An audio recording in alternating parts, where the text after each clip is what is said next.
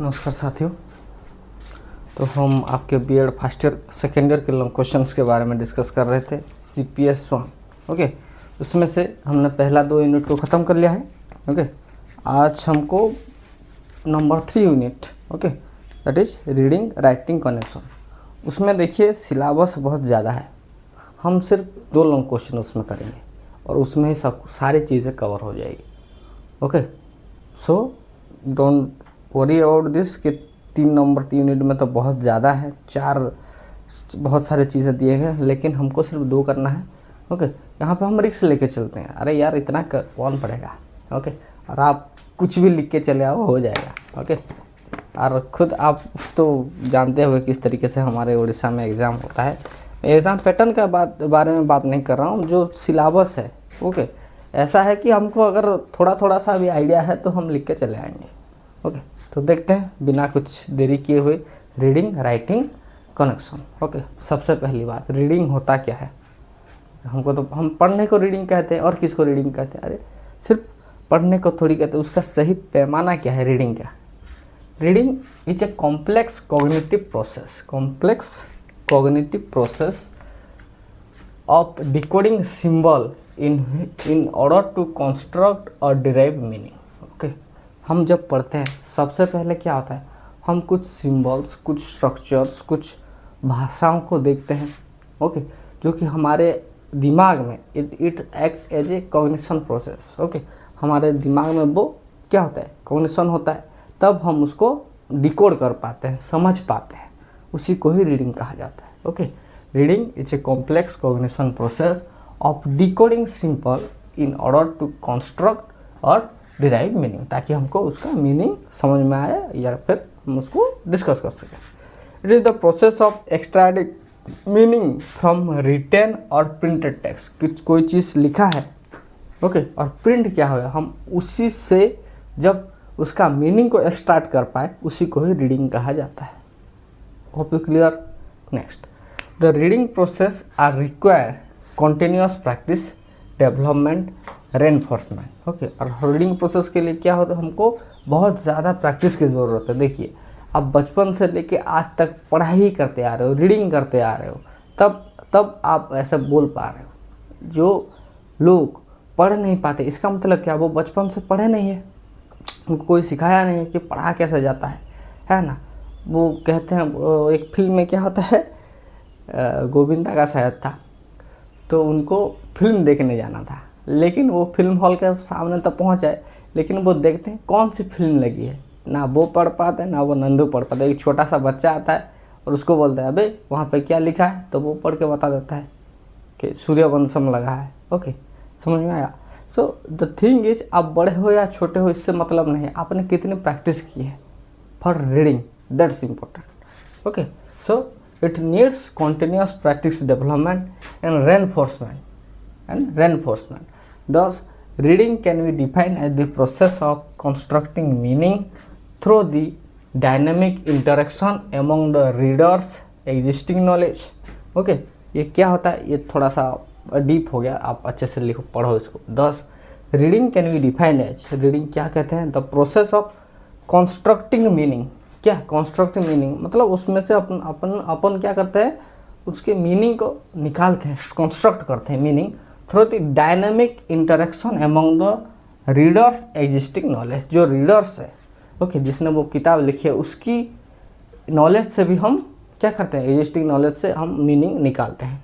तो information suggested by the text being read and content reading the situation. Okay, और जो information है उस टेक्स्ट में हम उसको पढ़ते हैं और उसके कंटेंट को समझते हैं, दैट इज कॉल्ड रीडिंग। देखिए, एक जो छोटा सा पॉइंट था रीडिंग, उसके लिए कितना हम लिखे हैं, है ना।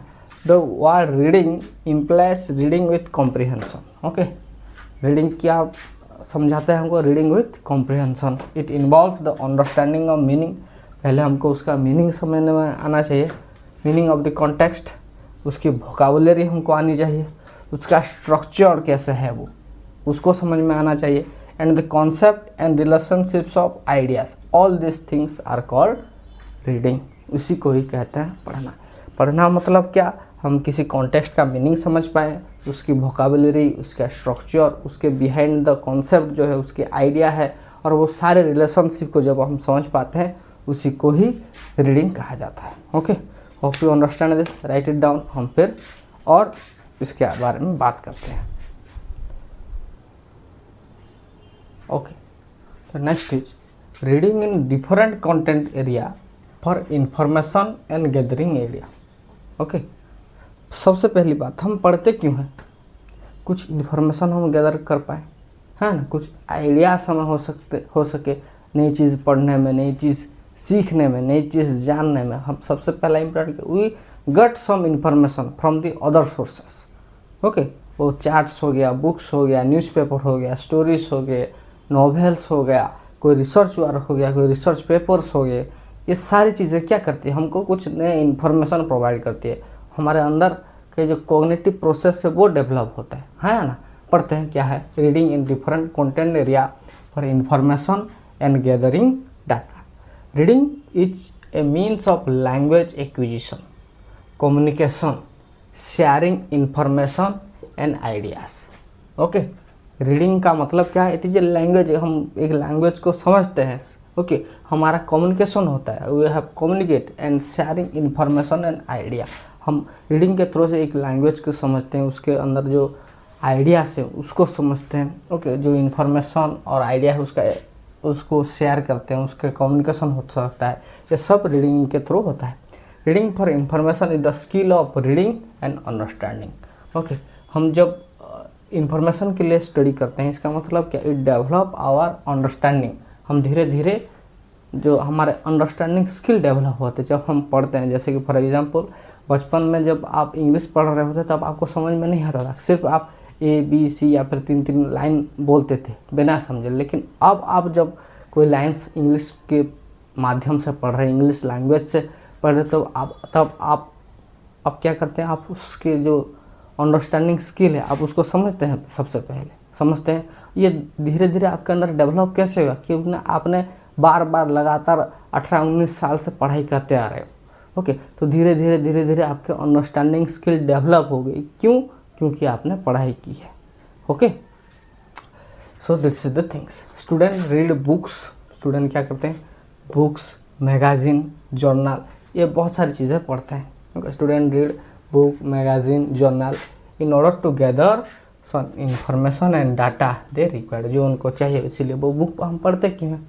ओके, क्योंकि हमको एग्ज़ाम देना है। अगर हमको एग्ज़ाम देना है तो हमको बहुत सारी चीज़ें हमको याद होनी चाहिए, बहुत सारे इन्फॉर्मेशन फैक्ट हमारे पास होने चाहिए, तब जाके हम लिख पाएंगे। इसीलिए we are going through some books, some magazine, some journal, ये सब चीज़ें हम करते हैं। Hope you understand this. Next, each piece of writing contains some information within it, but we have to identify whether the information are relevant to our needs. देखिए, हर चीज़ में, कोई आप न्यूज़पेपर अगर उठाएं तो उसके हर पन्ने में बहुत सारे इन्फॉर्मेशन होता है। Each 4 line there is an information.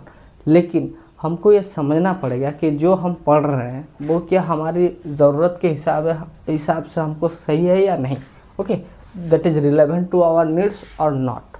For example, मैं अगर साइंस का स्टूडेंट हूँ तो मैं कॉमर्स के किसी टॉपिक या फिर जर्नल से मेरा क्या काम?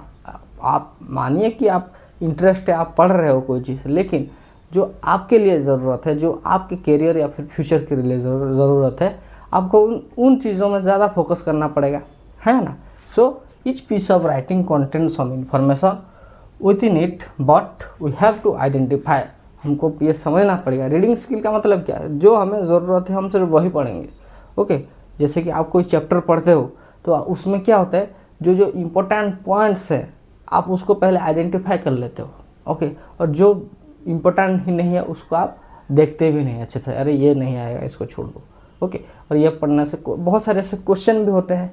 ओके, जो कि हम कौन कौन से क्वेश्चन करने में हम सही हैं, और कुछ कौन कौन से क्वेश्चन करने से हमारा सिर्फ टाइम वेस्ट होगा, हम पता कर सकते हैं। Okay, so whether the information are relevant to our needs. जब आप NCERT या फिर कोई भी बुक्स आप पढ़ते हो, आप सब कुछ नहीं पढ़ते। जो आपके लिए ज़रूरी है आपके एग्ज़ाम से लिए से, आप सिर्फ उन्हीं को ही मार्क करते हो और पढ़ते हो और याद रखते हो, है ना। इट मीन्स कि आपके अंदर रीडिंग स्किल डेवलप हो गई है, इसीलिए आप ऐसा कर पा रहे हो।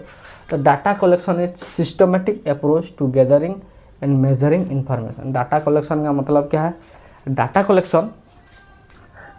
Collection is a systematic approach to gathering and measuring information from variety of sources to get a complete and accurate picture of the area of interest। Okay, जिस डाटा कलेक्शन मतलब किसी भी चीज़ को हम एक डाटा कलेक्शन के लिए क्या मतलब क्या, जो काम आपको दिया गया उसको एक सिस्टमेटिक अप्रोच में ओके हम अगर उसका डाटा को गैदर करते हैं और उस इंफॉर्मेशन को मेज़र करते हैं थ्रू वेराइटी ऑफ सोर्सेस, उसी को ही बोलते हैं दैट इज एन कम्प्लीट और accurate picture of N area of interest. For example मैं आपको एग्जांपल देता हूँ।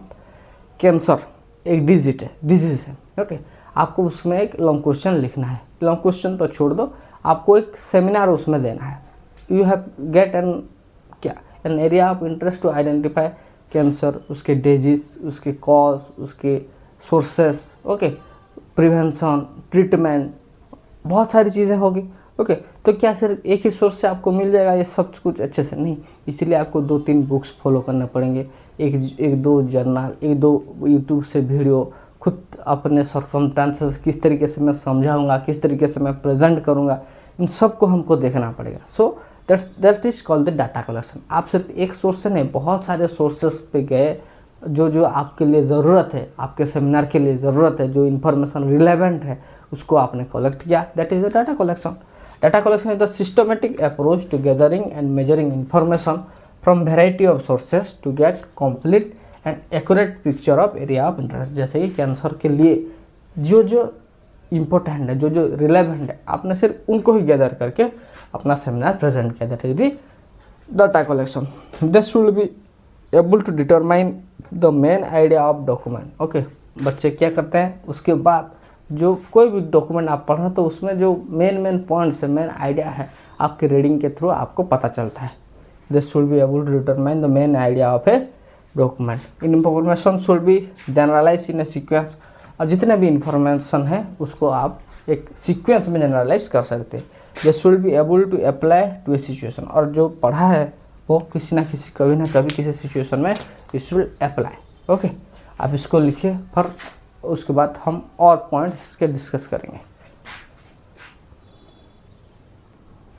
सो various skills are required to collect information and data by reading text. देखिए, हम ऐसा नहीं कि आपको कोई बुक्स प्रोवाइड कर दिया, बहुत बड़ी बुक्स प्रोवाइड कर दिया गया तो आपका आंसर अच्छा हो जाएगा। नहीं, आपको उन बुक्स में जो इम्पोर्टेंट है, जो पॉइंट्स अच्छे हैं, उसको निकाल के अपने नोट में जब बनाएंगे उसके लिए भी स्किल चाहिए। कुछ लोग होते हैं जैसा लिखा होता है वैसे ही लिख के चले आते हैं। That's not you are collecting some information, that you are कॉपिंग।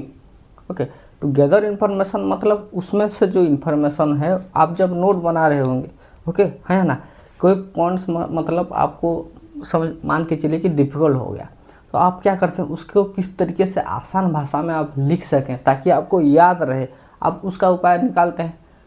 किसी डेफिनेशन अगर आपके बुक में डिफ़िकल्ट है तो आप क्या करते हो, तुरंत ChatGPT निकालते हो और उसी का डेफिनेशन लिख लो। अगर वो इजी है तो आप उसको लिख लेते हो, है ना।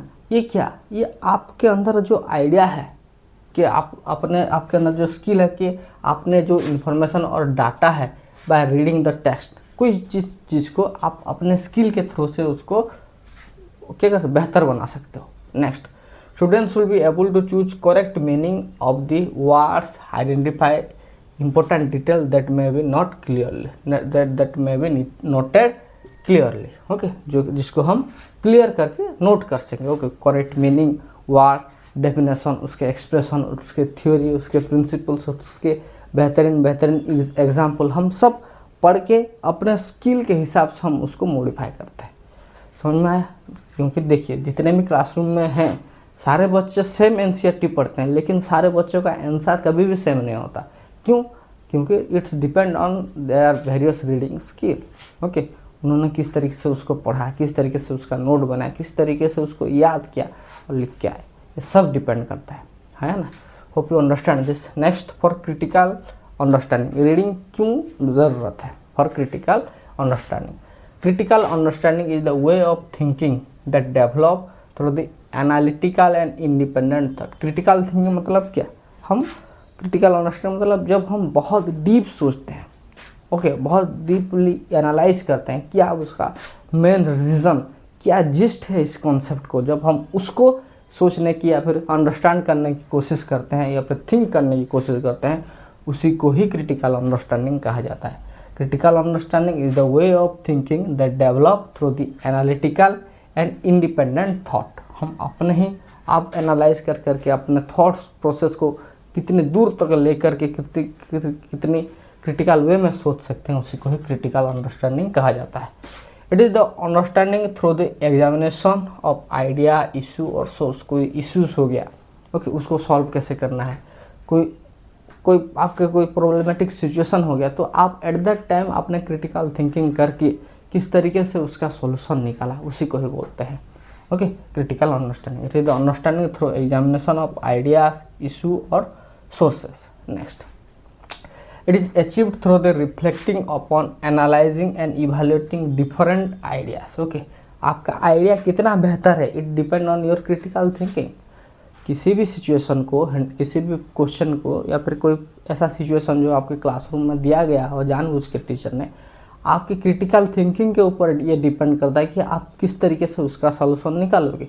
ओके, कुछ आंसर ऐसा भी निकलता है जो कि टीचर खुद नहीं सोचते, लेकिन बच्चे उसको उसी वे में रिप्रेजेंट कर देते हैं। That's the critical thinking. It is to examine the evidence और आर्गूमेंट प्रेजेंटेड। ओके, जब ये किस तरीके से एग्जामिन, आपने जो एविडेंस दिया है, जो आर्गूमेंट आपने रखा है, that's will allow how your critical thinking और your critical understanding will be develop through the reading. Okay, reading for critical understanding is the reading with the goal of finding deep understanding of a material. किसी भी material का जब हम पढ़ के उसके deep understanding को समझते हैं, that is the reading for critical understanding. कोई आपने कोई ऐसा कोई पोएम पढ़ा और उसके आपने डीप अंडरस्टैंडिंग किया, ओके, आप 4 लाइन है लेकिन आपने उसका बहुत बड़ा महत्व समझाया। जैसे कि हमारी गीता में है 2-2 लाइन, 2-2 लाइन है, लेकिन आप अगर उसका मीनिंग समझोगे तो it's could be 1 paragraph. Okay, that's the meaning, that's the critical thinking. It is the act of analyzing and evaluating what you are reading. आपने क्या पढ़ा, ओके, उसका analyzing and evaluation through critical understanding होता है। It help the student to discover information and idea within that text. और ये क्या करता है, it help the student to discover idea and fact in that reading skill. Hope you understand. थोड़ा boring हो गया मैं मानता हूँ, लेकिन क्या करें, हमको ये लिखना है। रीडिंग के लिए अगर क्वेश्चन आया तो इससे आसान में अमूमन आपको नहीं मिलेगा। सो बी राइट इट, ओके, और इसको पढ़ लो। कल हम एक बहुत ही अच्छी टॉपिक को डिस्कस करेंगे, इसको आप आज लिख लो। Hope you understand this, write it down.